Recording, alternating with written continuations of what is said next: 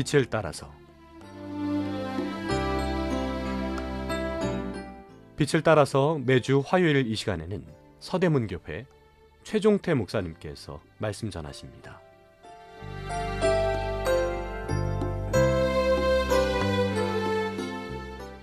시청자 여러분 안녕하십니까?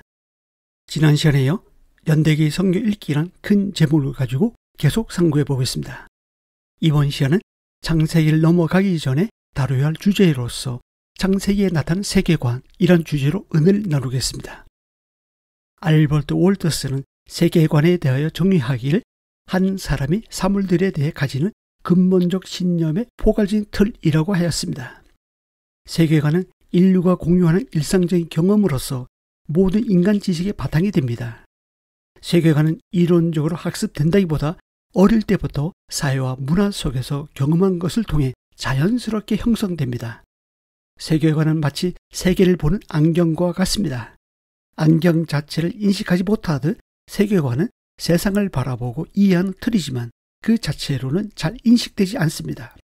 세계를 있는 그대로 보는 사람은 없습니다. 각자 자기 관점에 따라 다르게 바라봅니다. 세계관은 문화를 낳으며 문화는 세계관을 강화합니다. 또한 세계관은 종교와 깊은 관련이 있습니다. 그러면 창세기 인물에 나타난 세계관의 특징에 대해 상고해 보겠습니다.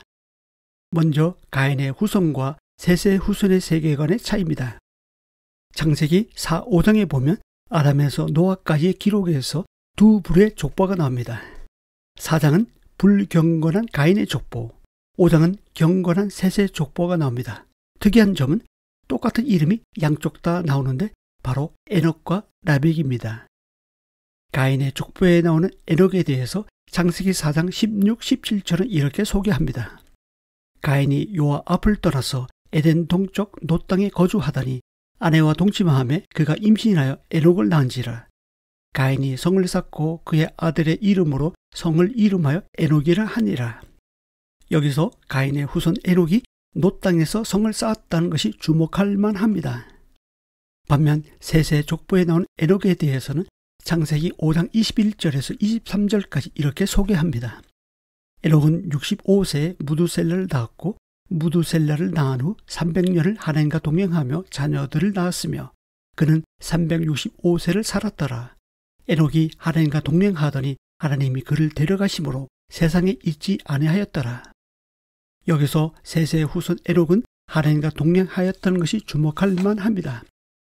이렇게 서로 같은 이름을 가졌지만 각자 전혀 다른 세계관으로 살았음을 알 수 있습니다. 다음은 가인의 족보에 나오는 라멕입니다. 라멕은 가인의 족보에서 절정을 이룹니다.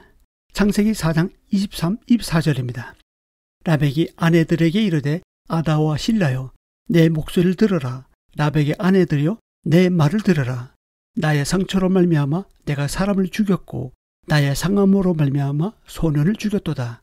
가인을 위하여는 벌이 701지인데 라멕을 위하여는 벌이 77배 1이로다 하였더라.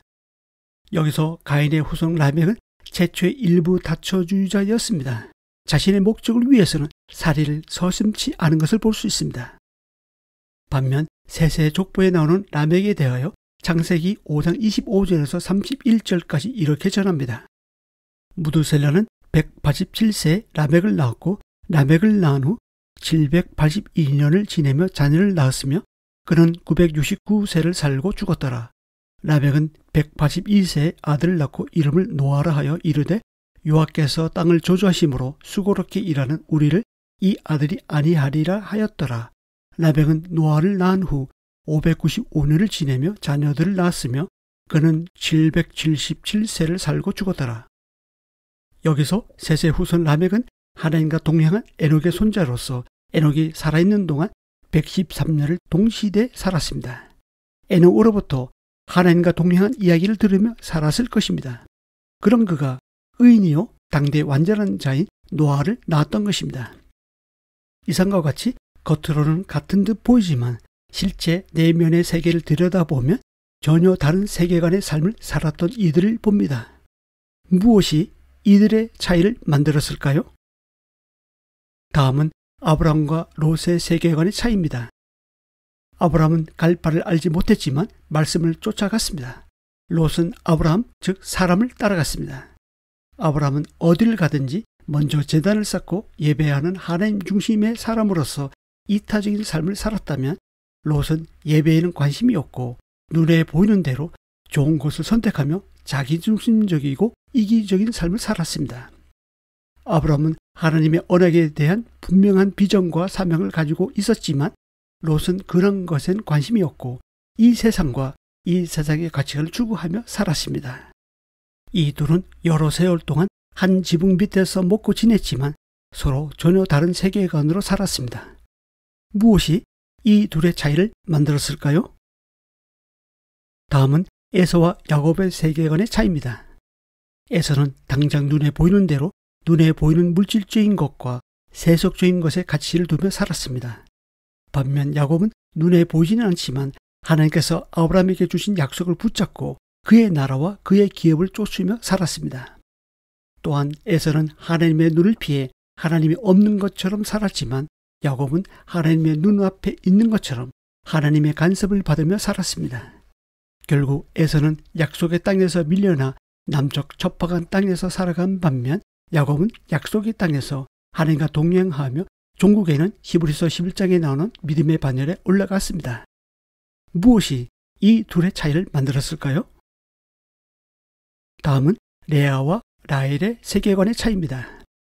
레아는 야곱이 보기에 아름답지 못했습니다. 반면 라헬은 곱고 알이 따왔습니다.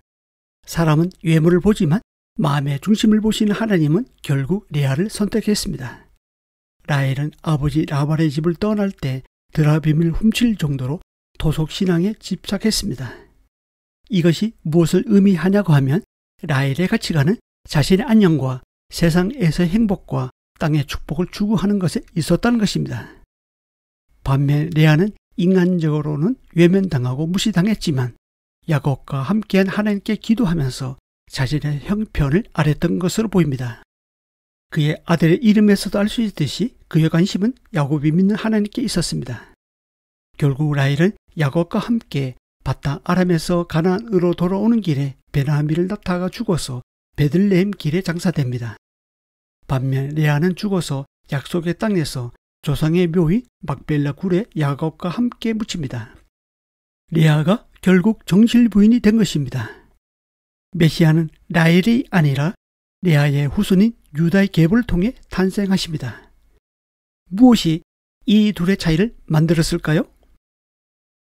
이 방송을 듣고 계신 애청자 여러분, 우리 또한 창세기 인물에 나타난 두 부류의 인물 중 어느 한쪽의 세계관으로 살아가고 있을 것입니다. 여러분은 어느 쪽의 인물에 속해 있습니까? 우리의 삶에 하나님께서 세워주신 귀한 가치들이 있는데 창조되었을 때의 모습과 다르게 자기중심적으로 인해 깨어져 있는 부분을 발견합니다. 이런 것에서 벗어나려면 어떻게 해야 할까요? 다음 시간에 이어서 말씀드리겠습니다. 감사합니다. 빛을 따라서 지금까지 서대문교회 최종태 목사님께서 말씀 전하셨습니다. 오늘 말씀 들으시고 신앙생활에 도움받기 원하시는 분들, 지역번호 02-3141-5853 3141국에 5853번 서대문교회로 전화하시기 바랍니다.